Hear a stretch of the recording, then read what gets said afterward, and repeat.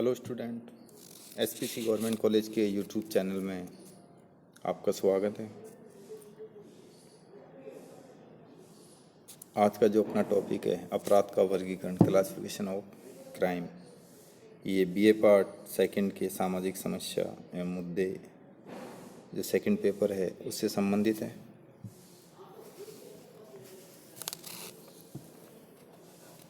सर्वप्रथम अपराध का वर्गीकरण कि कहाँ आवश्यकता पड़ी क्लासिफिकेशन करने की अपराध को।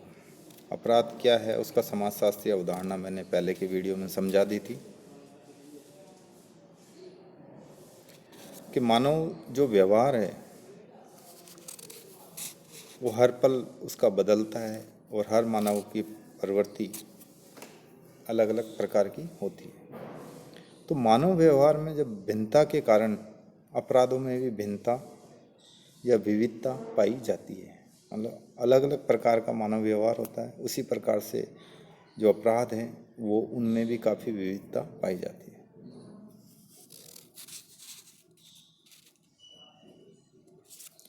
अपराध जो शास्त्रियों ने अपराध की व्याख्या और विश्लेषण करने के लिए अपराध और अपराधियों का समय समय पर वर्गीकरण प्रस्तुत किया है कि किस प्रकार से अपराध की व्याख्या की जाए, उसका विश्लेषण किया जाए और अपराध और अपराधियों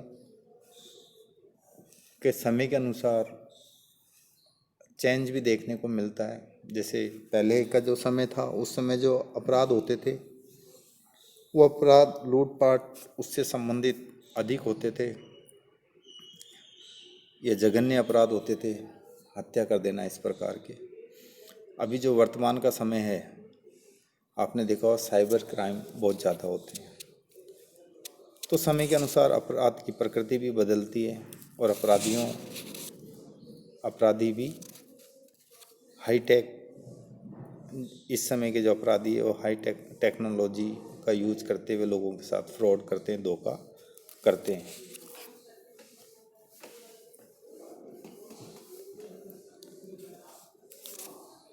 अपराध का जो वर्गीकरण मुख्यतः जो वर्गीकरण है उसमें सेदरलैंड का नाम काफ़ी महत्वपूर्ण है। उन्होंने अपराध को दो भागों में बांटा, साधारण अपराध व जघन्य अपराध। साधारण अपराध, जघन्य अपराध, ये जो वर्गीकरण का इनका बेस था वो अपराध की गंभीरता को ध्यान में रखते हुए इन्होंने अपराध का वर्गीकरण करा कि जो काफ़ी गंभीर अपराध होते हैं उनको जघन्य अपराध का और जो साधारण होते हैं उनको सामान्य साधारण अपराध कहा।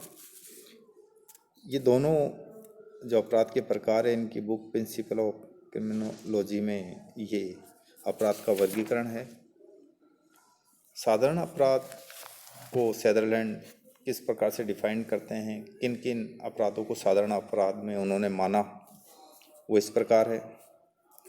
चोरी, मारपीट, शराब पीना आदि साधारण अपराध है। अब ये साधारण माने गए हैं तो इनके लिए जो अपराध करने पर दंड भी इतना कठोर नहीं दिया जाता।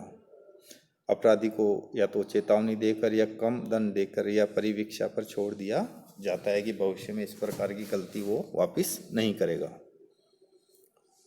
जघन्य अपराध, जघन्य अपराध को वो गंभीरता बहुत अधिक होती है इस अपराध की कि इस अपराध को पुनः सोसाइटी में अपराधी के द्वारा नहीं दोहराया जाए या अन्य लोगों के द्वारा नहीं दोहराया जाए, इसलिए इसके जो दंड के जो प्रावधान है वो भी काफ़ी कठोर किए गए हैं। इसमें आजीवन कारावास से मृत्युदंड तक दिया गया है।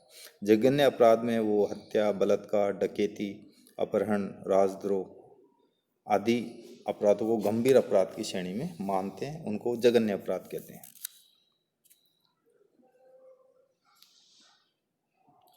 इसी प्रकार से टैपेन व जेम्स स्टीफन ने भी सेदरलैंड के इस वर्गीकरण को उचित नहीं मानते हुए अपने तरीके से एक नया वर्गीकरण उन्होंने प्रस्तुत करा।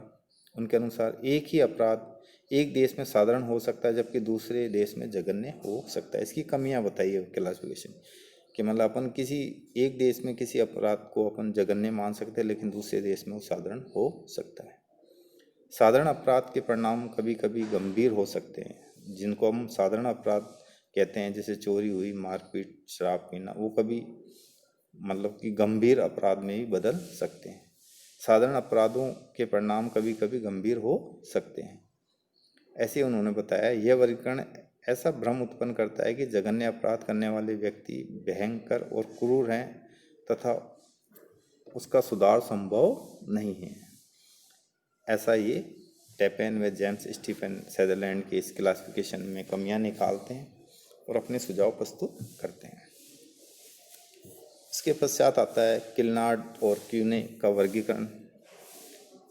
इन्होंने 8 प्रकार के अपराधों का क्लासिफिकेशन करा है।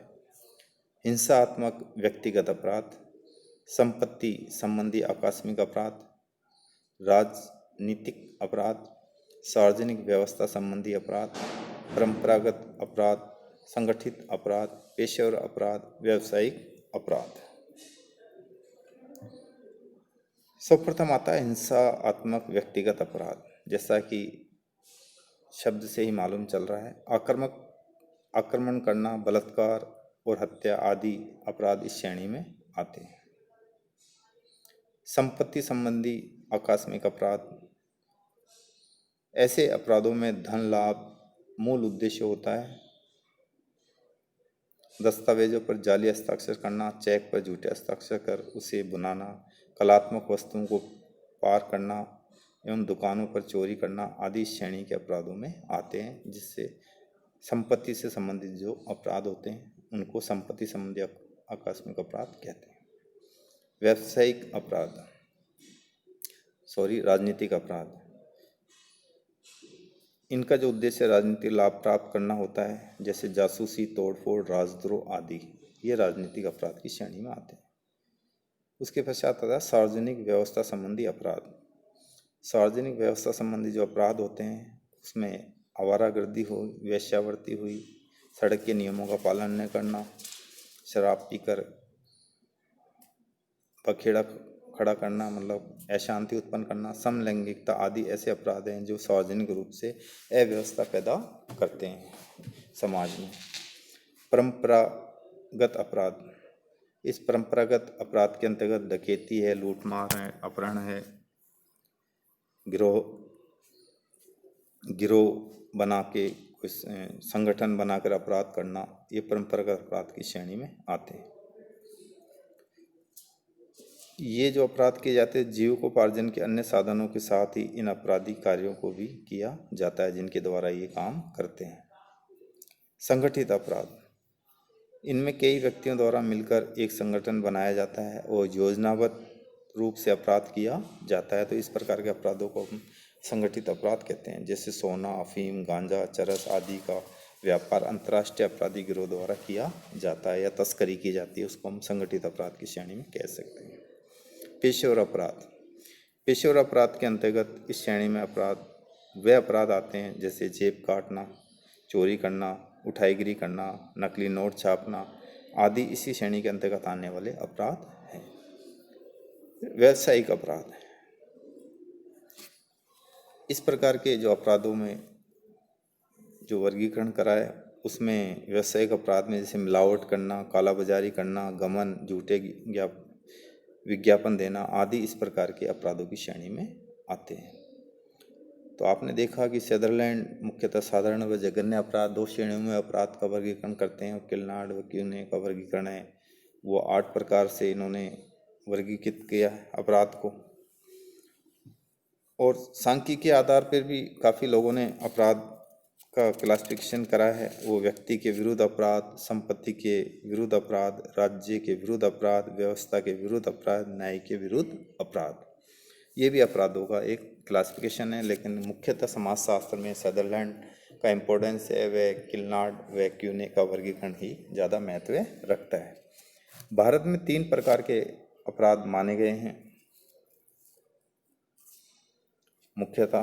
भारतीय दंड विधान में जो पहला माना गया है इंडियन पेनल कोड के अंतर्गत द्वारा दंडनीय अपराध जैसे हत्या, मारपीट, अपहरण, चोरी, लूट, सार्वजनिक अशांति पैदा करना, मानहानि व विश्वासघात, धोखा आदि 3 प्रकार के अपराध माने गए हैं भारतीय दंड विधान में, जैसे हत्या कर देना, मारपीट, अपहरण, चोरी, लूट, सार्वजनिक अशांति पैदा करना, मानहानि, विश्वासघात, धोखा आदि।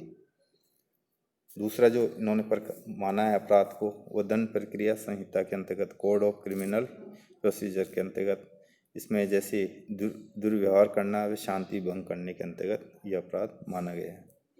तीसरा जो इन्होंने प्रकार बताया है, ऐसे अपराध जो स्थानीय और विशिष्ट कानूनों के द्वारा दंडनीय है, जैसे राज्यों में शराब पीना जहां पूर्ण नशाबंदी लागू कर दी गई है अपराध है, जबकि अन्य राज्यों में वो अपराध नहीं है। तो ऐसे अपराधों को स्थानीय विशिष्ट कानून के द्वारा दंडनीय माना जाता है कि जहाँ पर्टिकुलर किसी स्थान पर, जैसे गुजरात मतलब ड्राई जोन है, वहाँ शराब नहीं पी जाती, तो वहाँ शराब पीना एक अपराध की श्रेणी में, बेचना और पीना एक अपराध की श्रेणी में माना जाता है। लेकिन राजस्थान में ऐसा कम है।